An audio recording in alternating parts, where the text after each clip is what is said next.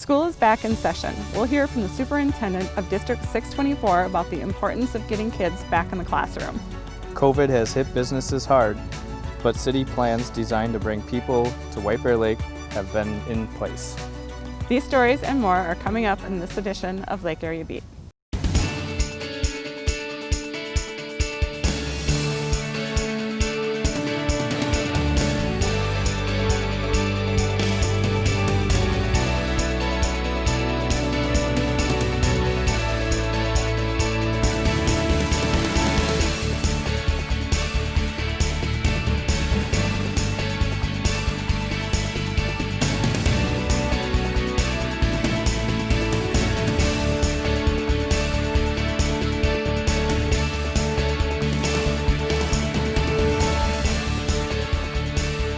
I'm Tracy Menarchek.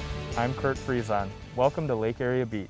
And how has life been for you? It's been very busy. How about you?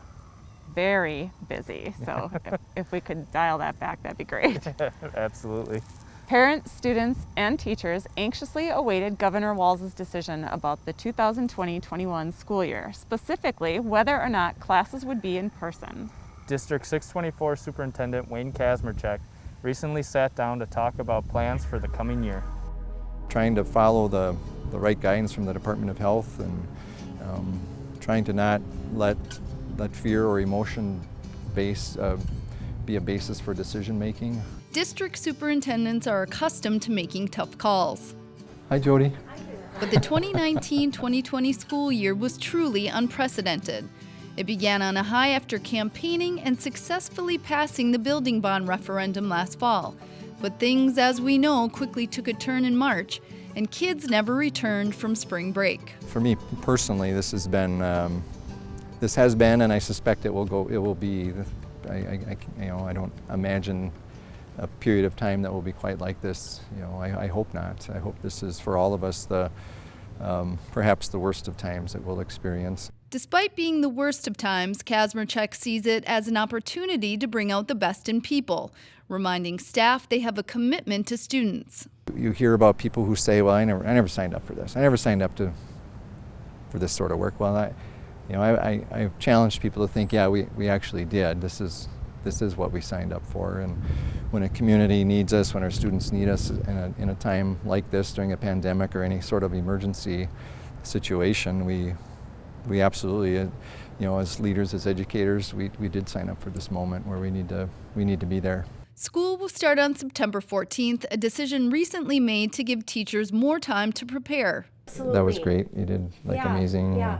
The district, adopting a hybrid model based on scientific data, will have both in-person and distance learning. This would be packed. I don't think we can get 1,000 or 1,200 people in here, and this would be our kickoff to the school year. Yeah. So I'd be on stage, and we have a keynote this year, and so that person would be doing that, and it always looks amazing in here. Kazmerchek, understanding the divisive world we live in, also understands the impossibility to please all sides, but says getting students back safely is a priority. When people talk about they're concerned about coming in and being in person, and and we got to be careful about that. But there's also a lot of risk, I think, in not coming in. I think kids are hurting, and they need to be back in school. I believe that, and if our data suggests that we can do that, then I think we have an obligation to do that for our students. Adding substitute teachers, custodial staff, and changing cleaning protocols are just a few ways they're preparing for change. Terry's our custodian here at District Center. And though the start of school will look very different than past years, Kazmerchek says excitement to begin anew is still present. I think within any crisis there's opportunity, and I think we've really tried to focus on that. Maybe sometimes we lose sight of that, but I think once we refocus, I believe that's true.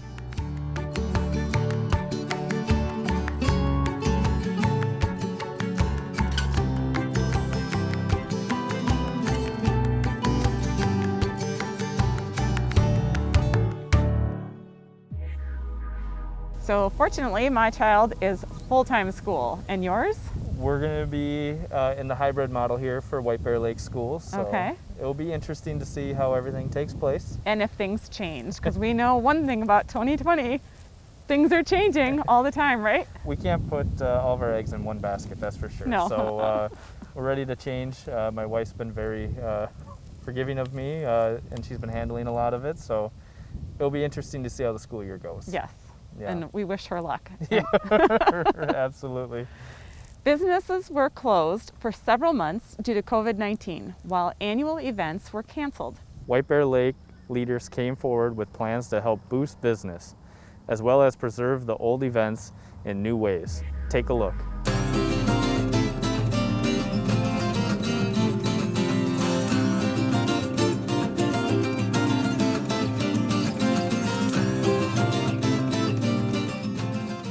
Event planning has been different this year. That was our joke through Manitou Days, actually. It will be different. But we never really considered just canceling everything. Instead, we tried to think about how do we do it differently. The events that remain are either virtual or have been very carefully thought out to include social distancing, masks, and just good precautions to make sure we aren't creating any unsafe situations for our community. The feedback that I hear from different businesses anecdotally is that it's hard. Their sales have taken a hit. They're recovering from a few months of not being able to operate at all. So they're doing the best they can under the circumstances. It started the activities around Regrow White Bear Lake started with a roundtable of the city, several local businesses, the Economic Development Corporation, the Chamber of Commerce, and Explore White Bear. And the activities, went from conversations to how do we help to even more, how do we bring people here again? How do we continue to have White Bear be a destination town? We have a few activities that are going on for Regrow White Bear Lake. We're sitting in the picnic in the park area right now. We put this together early on again when the restaurants were still closed to give people a chance to come out safely, dine. You may go into any restaurant, pick up food and beverages, and eat out here at the picnic tables. We also have a website, regrow-wbl.com. On that site is a list of all the restaurants that we know are open at this time in the White Bear area, and you can kind of look around the area and you can take a look at the map, pick something, and then go to their website and see what they offer. During Manitou Days, we launched 2 contests. The first is Bingo, and you can go to the website again, regrow-wbl.com, and you can print this out. And during the month of August, if you shop at any of these establishments and spend at least $10, you can create a bingo on your card, and then you send it in with the receipts, and you'll be entered into drawings. And the drawings will start Monday, August 10th, and will go through the end of August. And we'll be doing the drawing on Facebook Live every Monday at noon. The very talented Dan Jones, who is a council member for White Bear, drew all kinds of fun bears for the Regrow White Bear Lake activities. We have put these on the website. People can download them. Businesses can download them and decorate them and put them up in their stores. And if people take a selfie with one of the bears and then post it on Explore White Bear's social media channels, they will also be entered into the drawings on Mondays at noon through the month of August. First of all, Manitou Days is now running August 1st through 31st. There are 15 or so events, including the medallion hunt, which is always popular every year. The more that we can support our local businesses and restaurants, the better chance they have of surviving through this really rough time.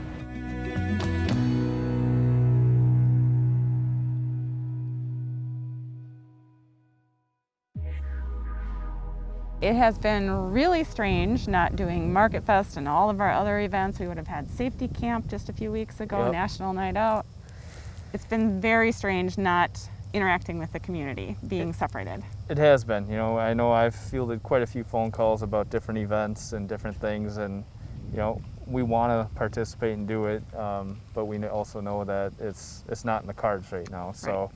Hopefully everyone's patient with us, and once we get the green light to go back to it, we can enjoy those community events again. Yes, and seeing everybody, talking to them, and just getting past all this 2020 nonsense.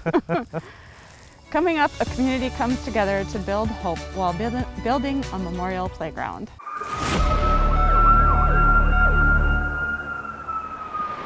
Time is of the essence in an emergency, especially if your life or the life of your loved one is in danger. Hello, I'm Sergeant John Vetty, asking you to help us help you. In an emergency, time is often everything. Make sure to have your house numbers properly labeled and visible. Too often they're not, and this slows down the response time of first responders. White Bear Lake City Ordinance requires homes to be clearly marked with a unit or identification number. The numbers cannot be less than 4 inches in height and must be of a contrasting color to the base that they're posted.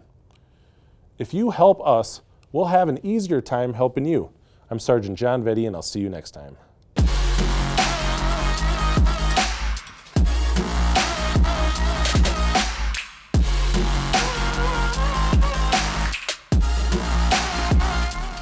A Matamidi couple suffering a great loss channeled their grief into fundraising to build a memorial playground.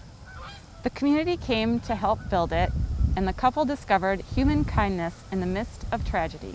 Producer Mary Klein and photographer Nick Anderson have the story.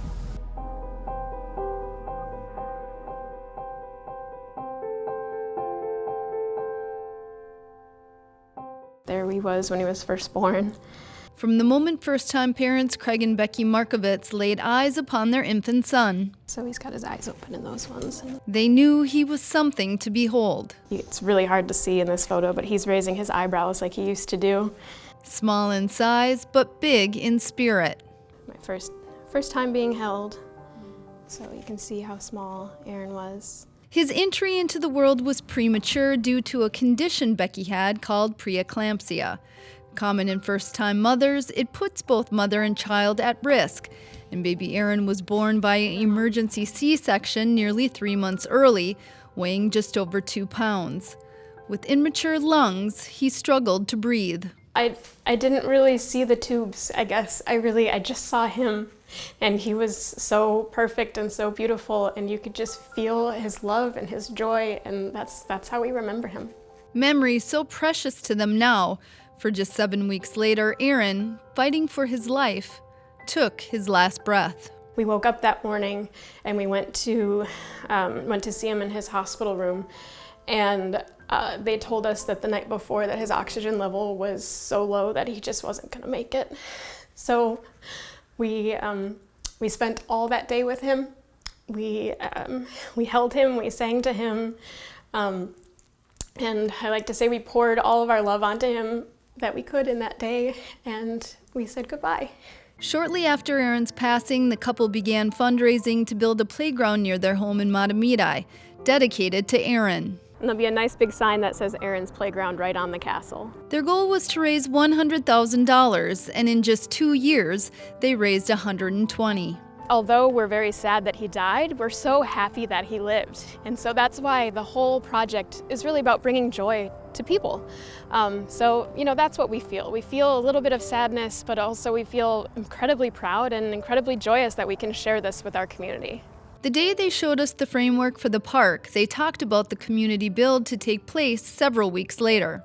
We got one guy coming in from Wisconsin who does Milwaukee. Showing how human kindness can bring us together when we're physically so far apart. Then we'll have about 40 volunteers coming and building the rest of it.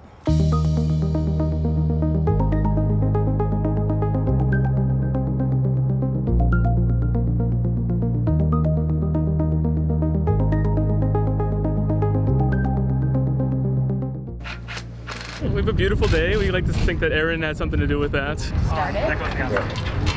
So I was concerned when we first got here that it seemed like there was a lot of work to do and people didn't know what they were doing, but they learn very quickly. So Chris will direct them what to build, and within an hour it's built. Both Craig and Becky's parents, who live in other states, came to town to support their children during the big day. Glad to see this finally happening and coming true.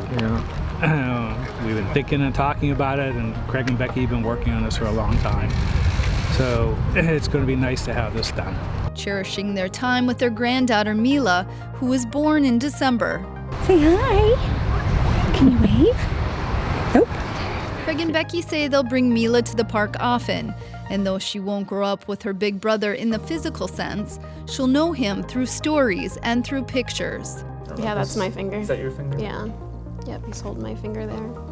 And though the pain over Aaron's loss is still very raw, they found comfort in building his memory by building a playground. So many people, our neighbors that we had never met before, gave huge donations. Just people we never knew, just connected on a different level with us, and it really, we could all use some good, and to see the good side of humanity right about now.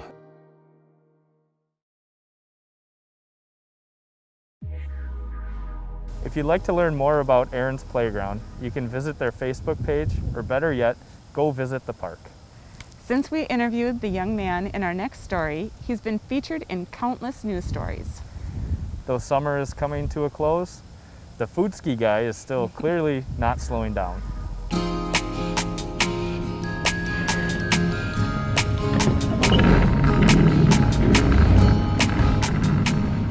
In this digital age of disconnect, when young adults often use technology as a primary means of communication,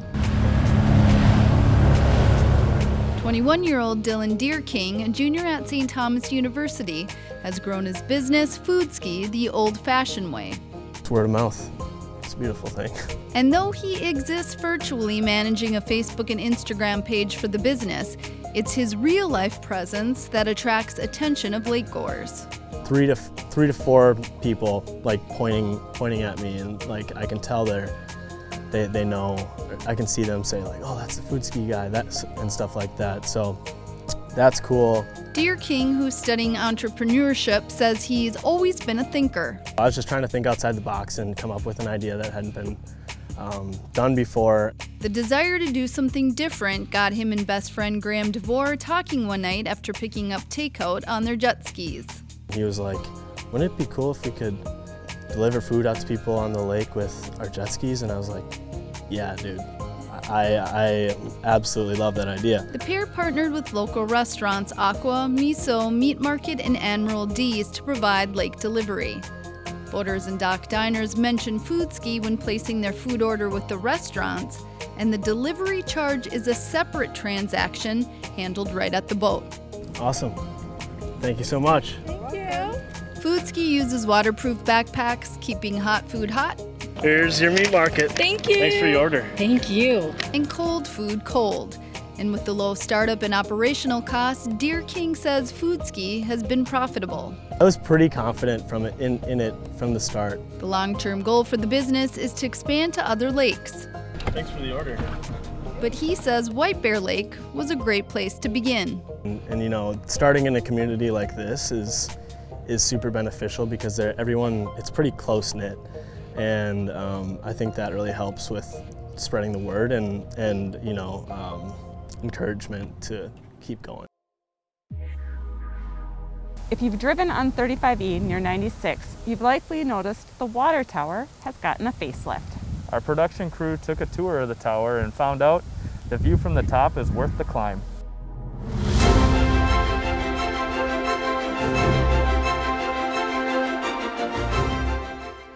I'm in charge of the day-to-day operations of the lime softening plant and the distribution system for the city of White Bear Lake.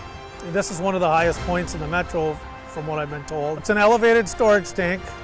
The water is pumped in the system and it holds the water, and actually it helps pressurize the system. It gives you storage, and it also it helps supply the pressure. So the elevation of the water in the tower in correlation to your business or home, the difference is the amount of pressure you're going to have in your coming out of your home. They wanted a fresh look from the bear that's been up there forever, I guess. The old paint on there was 30 years old. You know, it obviously needed to be redone. It was really a rehabilitation of the tower. They painted the inside of the bowl, the inside, they call it the wet, and so the tower had to be emptied, had to sit for a while. They go in and they sandblast the inside of the bowl, and they paint it, and then they did the whole exterior. As of 9 o'clock this morning, the tower is back in service. And that's the column here where the water actually comes in goes up and fills the tower. That's a spiral staircase that goes around and goes all the way up. You can see the bottom of the bowl.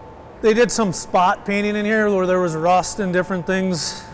So this is just spot work inside. It's not real visible, but it helped protect the integrity of all this metal. Well, you're gonna hear me breathing here pretty quick.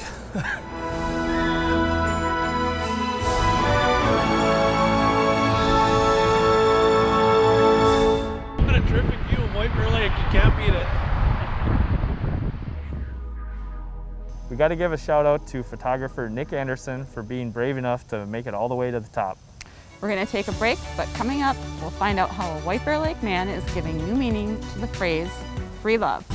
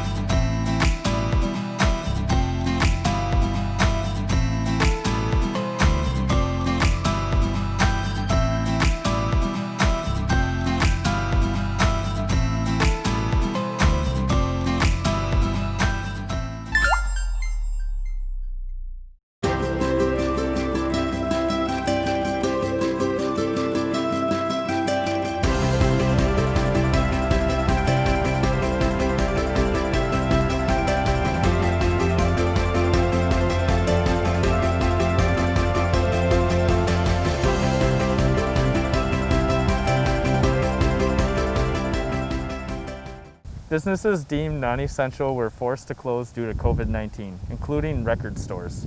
Reopening their doors after several months, owners of White Bear Lake Records say, sometimes smaller is better. Here's why.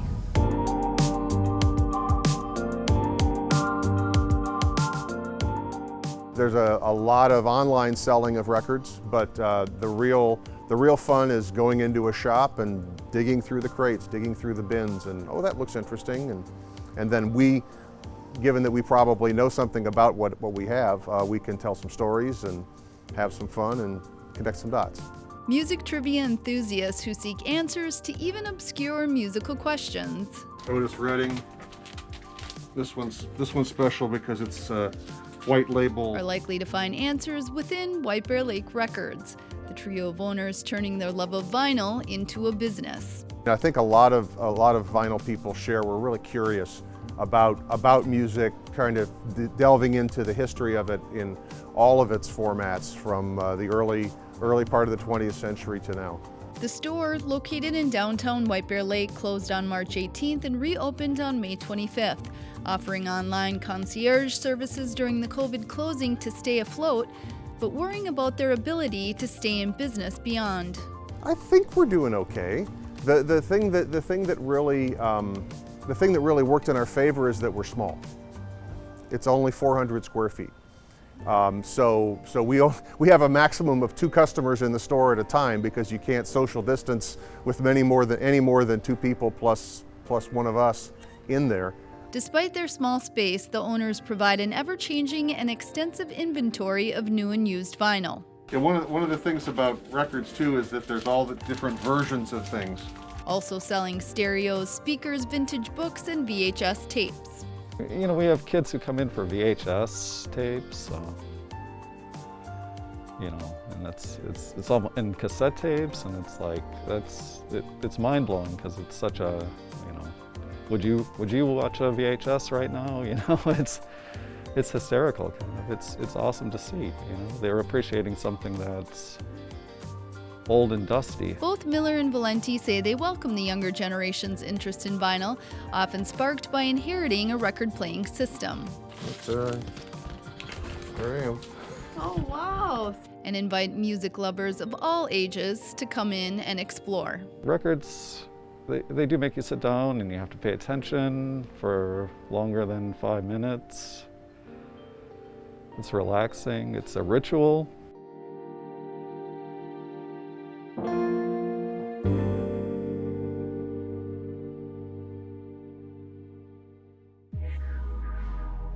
Of course, you can visit their store on Banning Avenue or go to their website for more information. We may live in a world of social distancing, but it was all about the love in downtown White Bear Lake. Producer Mary Klein and photographer Nick Anderson were there to experience the outpouring. Oh yeah, it's kind of verifies what I always thought about my town that I live in. You know, it's just, and my message today that, I mean, most people are good. Standing on a street corner in downtown White Bear Lake. Thank you, lady. Have a great day. One man on a mission is spreading a dual message of love and acceptance, getting a few hugs and plenty of honks.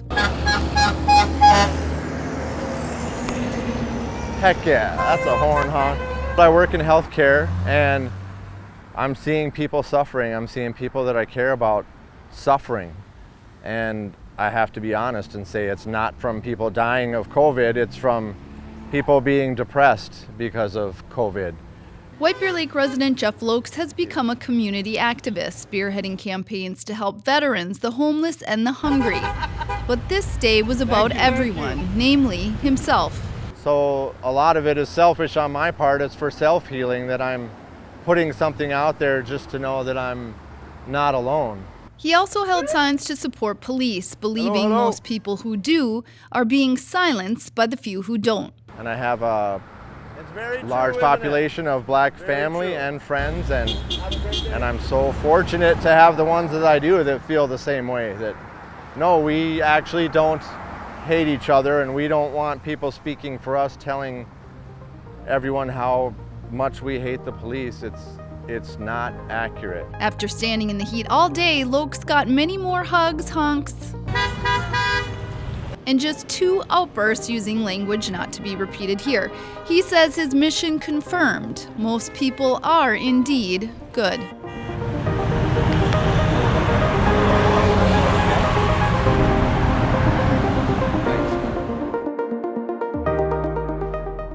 Did you get your hug? No, but I saw them. I was very busy working, taking a lot of calls, but I did see that they were very busy and people were coming up to them all day. So, perfect. Yeah. We're out of time, but we leave you with a look at the downtown White Bear Lake Farmers Market, which runs until the end of October. Make sure to catch us on Facebook if you missed us on air. We hope everyone is staying safe and healthy. See you next time.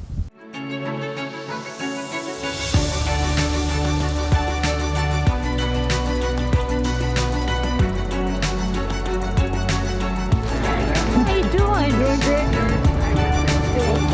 Thank you. Thank you.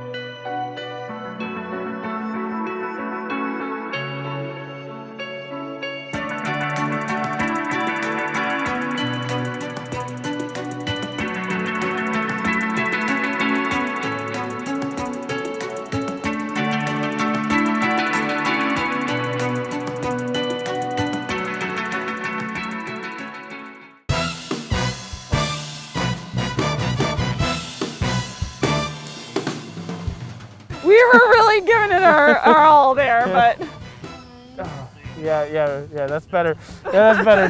Now I can't see a thing. I see it all day off camera, but I get on camera and I go pa pa pa pa pa. I have getting away with so much today. Watch this next line. I'm gonna butcher it. We got to give a shout out to photographer. Yep, there it was. My mask sucked into my mouth. I'm gonna go over here and just take my mask off so I can read this without choking. Nailed it. Oh.